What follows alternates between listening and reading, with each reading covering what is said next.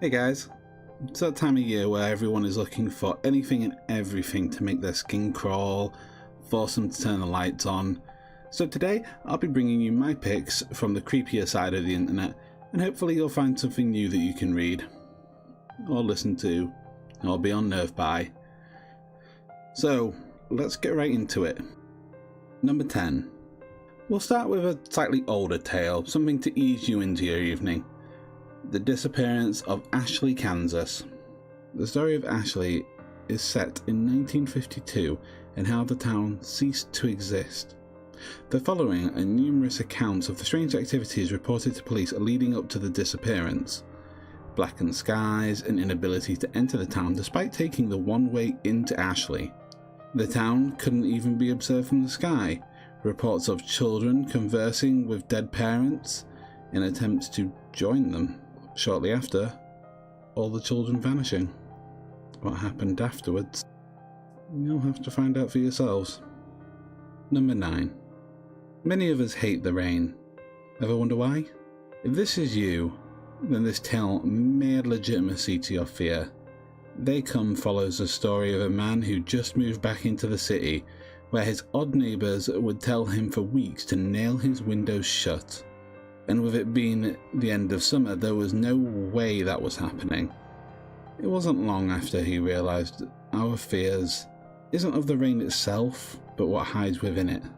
All the little sounds and feelings, even smells, it's a sign of them. He later encountered one by chance and tried to stop it from escaping by shutting the window. As soon as it closed, legions of them came. The morning after a sleepless night, and seeing the assault of a stray dog outside by these things, he went to nail his window shut, but all these holes that were previously there were gone.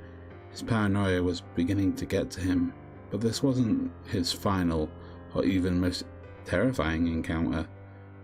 If you're an ombraphobe, don't read this one alone. You never know when the next cloud will burst. Number 8. The Devil's Game. Ever wanted to know what your friends are hiding from you? Even what they're hiding from themselves? Or even the lottery numbers for tomorrow? I don't think anybody has gone on October, or specifically Halloween, without a ritual of some kind. The Devil's Game is a list of instructions on how to contact the devil himself. Some of the things you'll need are the church to break into, some salt, and a blatant disregard for your own soul. Whilst this one may not be the scariest, it's definitely worth your time to look up, and maybe find a way to scare your friends with. Number 7. Imagine waking up in a place that you can only describe as a box. Would you panic? I trust you would when you realise there's no way out. Thought I heard something. Oh well. There's a recalling of a man kidnapped and placed into a sealed-off place. The only company they have is a woman he has never met before. Other than the conversations and activities they can do with each other, there is nothing else, apart from passing out on cue every day. Oh, and the thumps. How long do you think they would last? What happens to your sanity once you take away the only company you have? Would you go insane or adapt to your new home? Number 6. The Holders. The Holders series is a series of stories depicting the rituals required to find and obtain an object of extreme power, usually with monstrous consequences so grotesque these should be considered warnings rather than inspirations. There are 538 of them, and they must never come together. Number 5. Gristers. Have you ever been on a Creepypasta binge just to see how scared you can make yourself, and then swear you saw something out the corner of your eye? But it's all in your head, right? And if it isn't it best just to pretend it was anyway? You don't want to end up like these guys. Number 4. Every town has their rumours about some abandoned place, or school that's haunted by Bloody Mary. Luckily, this tale was only told in the school, but about an abandoned place called the Showers, and what horrifying events took place there. But that's just a story, right? You wouldn't go looking for this place, would you?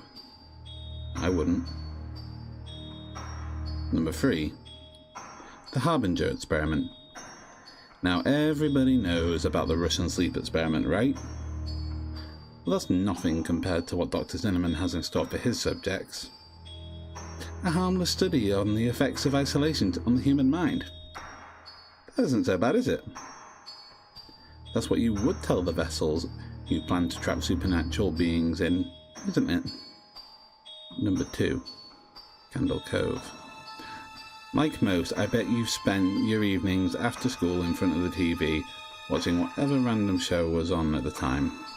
And I imagine, like most, at some point you felt like getting nostalgic about it with others online. You get to chatting, and you remember more and more about what happened in the show. The weird designs, how certain characters were horrifying, the gruesome details, and that one particular episode that, in hindsight, you have no idea how that got on TV. And I think, why did your parents ever let you watch this show? But did you even watch a show to begin with? Number 1. The Crawl Space. Are you thinking of studying abroad sometime? I mean, obviously not right now, but when you can. Get some friends together, find an amazing deal on some place that's way too good and would normally be out of your price range. But you can't find a single thing wrong with the place. You even found a hidden crawl space the owner forgot to mention. Did you hear that noise? It was probably nothing.